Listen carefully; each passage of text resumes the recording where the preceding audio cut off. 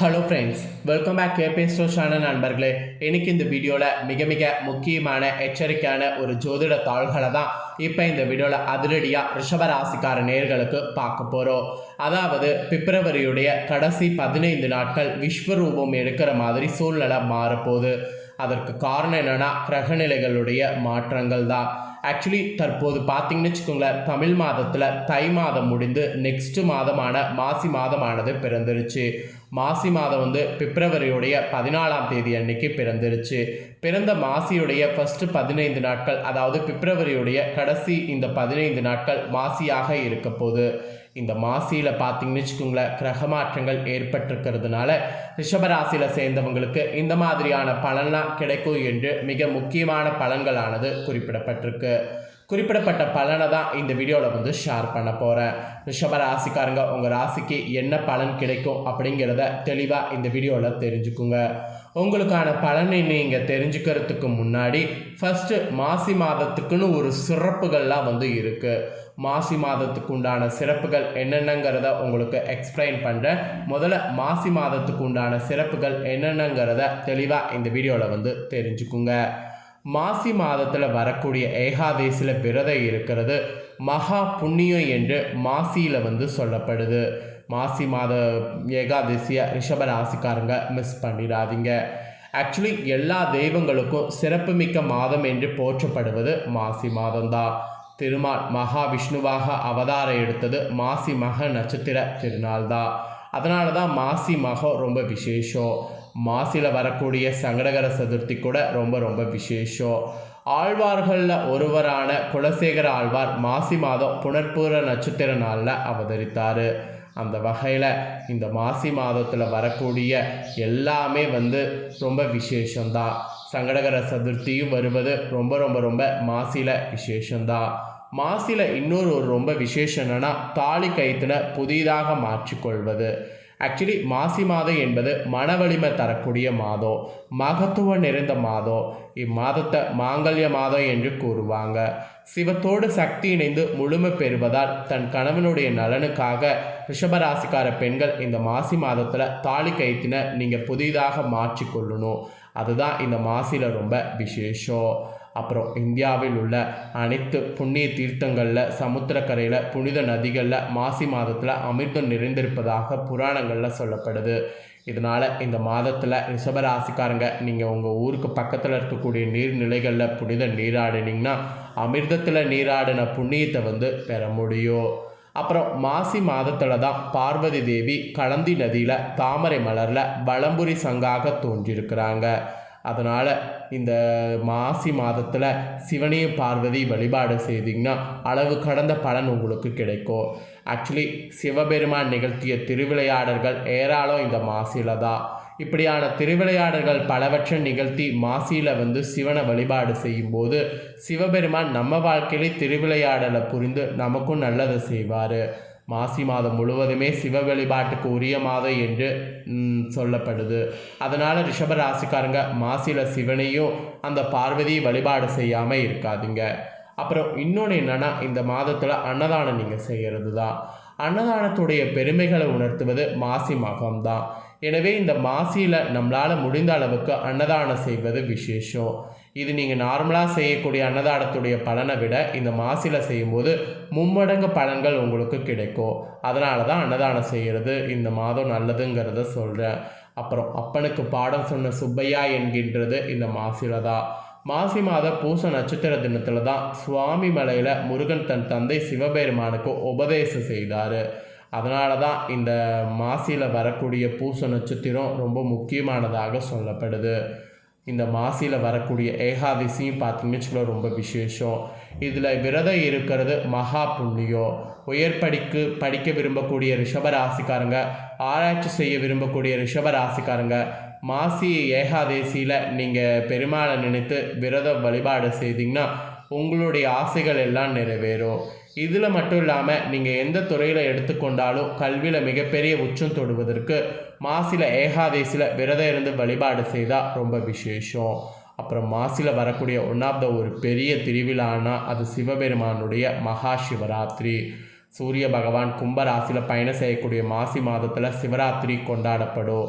தேய்பிறை சதுர்த்தி நாளில் முதல் நாள் மாலை துவங்கி அடுத்த நாள் காலை வரை சிவனுக்கு தொடர்ந்து 4 கால பூஜைகள் செய்யப்படும். அதனால் இந்த மாசி மாதமே ஒரு தெய்வீகமான மாதம். இந்த மாதத்தை ரிஷப ராசிக்காரங்க உங்களுடைய ஆன்மீக ரீதியாகவும் நீங்கள் பயன்படுத்தி கொள்ளணும். அதனால தான் மாசியுடைய சிறப்புகளை இவ்வளோ நேரம் உங்களுக்கு ஷேர் பண்ணேன். இப்போ இந்த மாசி மாதத்தில் கிரகங்களால் உங்களோட ராசிக்கு என்ன பலன் இந்த பிப்ரவரியுடைய கடைசி 15 நாட்கள் பெறுவீங்கிறத உங்களுக்கு சொல்ல போகிறேன். ஸோ என்ன பலன் பெறுவீங்க அப்படிங்கிறத தெளிவாக இந்த வீடியோவில் தெரிஞ்சுக்குங்க. தமிழ் மாதங்களுடைய அடிப்படையில் இப்போ தான் தை மாதம் முடிஞ்சு மாசி மாதம் ஆரம்பிச்சிருக்கு. இந்த மாசி மாதம் கிரகங்களுடைய மாற்றம் பல்வேறு தாக்கத்தை ஏற்படுத்தும். அந்த தாக்கம் வகையில் ரிஷபராசிக்காரங்க உங்களுக்கு என்ன மாதிரியான பலன் கிடைக்கும் அப்படிங்கிறத சொல்ல போகிறேன். ஆக்சுவலி குரு பகவான் உங்கள் ராசிக்குள்ளேயே இருக்கிறாரு. குருவுடைய வீட்டில் சுக்கரனுடைய வீட்டில் குருவும் என்று குரு சுக்கரன் பரிவர்த்தனையானது இந்த மாசியில் நடக்க இருக்குது. இந்த ராசிக்கு 2வது இடத்துல செவ்வாய் மகர நிலையில் இருக்கிறாரு.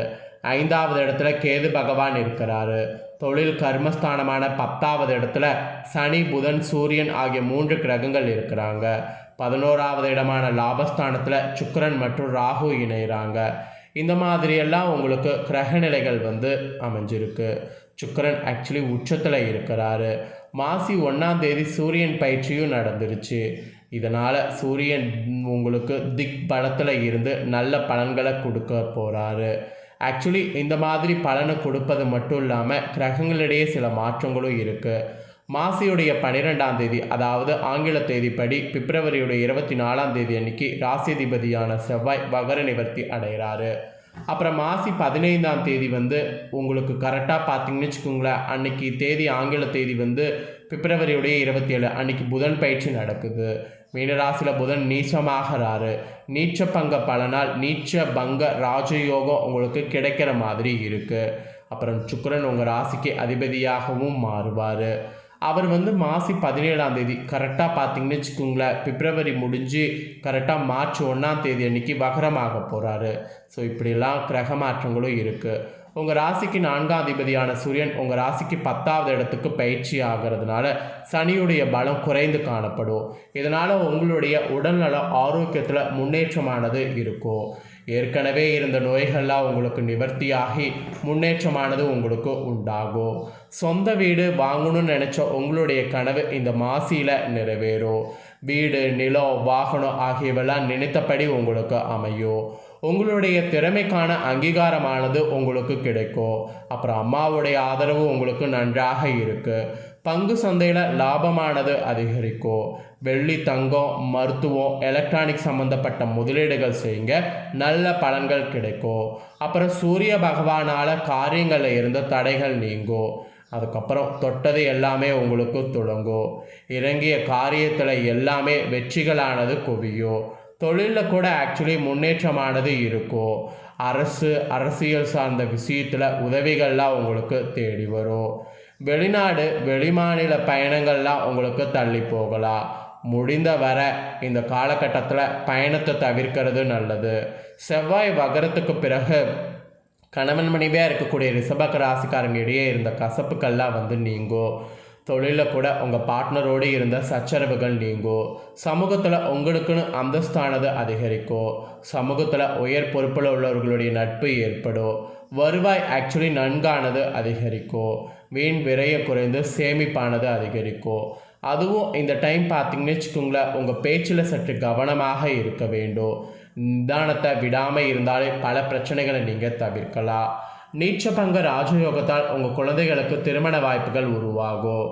குழந்தைகள் கல்வி வேலை வாய்ப்புக்காக வெளியூர் செல்வதற்கு முயற்சிகள் வெற்றியானது கிடைக்க செய்யும். திட்டமிட்ட காரியங்கள் நிறைவேறுவதால் மன நிம்மதியடையும். ஆசிரியர் மார்க்கெட்டிங் பணியில் இருப்பவர்களுக்கு வருவாய் அதிகரிக்கும். பங்கு சந்தையில் நினைத்து பார்க்க முடியாத லாபமானது உங்கள் ராசிக்கு கிடைக்க வாய்ப்பு இருக்குது. சுக்கிரனால் பெயர் புகழ் அந்தஸ்து அதிகரிக்கும். சொகுசு வாழ்க்கையை நோக்கி பயணிப்பீங்க. சுப செலவுகள் உருவாகும். மாசியுடைய நடுப்பகுதியில் வாழ்க்கை துணையோடு சின்ன சின்ன சண்டைகள் செல்லும். உங்களுடைய அப்பா மற்றும் மாமியார் உடல்நலத்தில் அதிக கவனம் செலுத்தணும். நீங்களும் இந்த காலத்தில் வெளி உணவுகளை தவிர்க்கிறது நல்லது. அருகில் உள்ள பைரவர் கோவிலில் சென்று நல்லெண்ணெய் தீபம் ஏற்றுங்க. இது உங்களுக்கு ஒரு சிறந்த ஒரு வழியை கொடுக்கும். அதனால் இந்த ஒரு பரிகாரத்தை ரிஷபராசிக்காரங்க மறக்காமல் செய்து பயன்பெறுங்க. ஸோ ரிஷபராசியில் பிறந்தவங்களுக்கு இந்த மாதிரியான பலன் தாங்க இந்த மாசியில் கிடைக்க போகுது. கிடைக்கக்கூடிய பலனை தெளிவாக இந்த வீடியோவில் ஷேர் பண்ணிவிட்டேன். ஷேர் பண்ணதை தெரிஞ்சிருப்பீங்க. தெரிஞ்சதுக்கேற்ப நடந்து பலன் பெறுவீங்கன்னு சொல்லி நான் நம்புகிறேன். இந்த தாள்களை நீங்கள் பார்த்தது போல் உங்கள் ஃப்ரெண்ட்ஸ் ஃபேமிலி இருக்கவங்களும் பார்த்து பலனடையணும்னு நினச்சிங்கன்னா வீடியோ லைக் பண்ணி ஷேர் பண்ணுங்கள். உங்கள் ஃப்ரெண்ட்ஸ் ஃபேமிலி இருக்கவங்களும் பார்த்து பலனடையட்டும். நெக்ஸ்ட்டு நம்ம சேனலில் நிறைய வீடியோ போடப்படும். அதை எல்லாத்தையுமே உடனுக்குடனே தெரிந்து கொள்ள மறக்காமல் நம்ம சேனலை சப்ஸ்கிரைப் பண்ணுங்கள். கூட பெல் பண்ண ப்ரெஸ் பண்ணுங்கள். அதை பண்ணிட்டீங்கன்னா நான் போடுற மற்ற அப்படின்னா எல்லா வீடியோஸும் உடனுக்குடனே தெரிந்து கொள்ளலாம். ஸோ மறக்காமல் சப்ஸ்கிரைப் பண்ணி பெல் பண்ண ப்ரெஸ் பண்ணுங்கள். நெக்ஸ்ட்டு இதே போல் சுவாரஸ்யமாக வேறொரு வீடியோவில் சந்திக்கிறேன். தேங்க்யூ.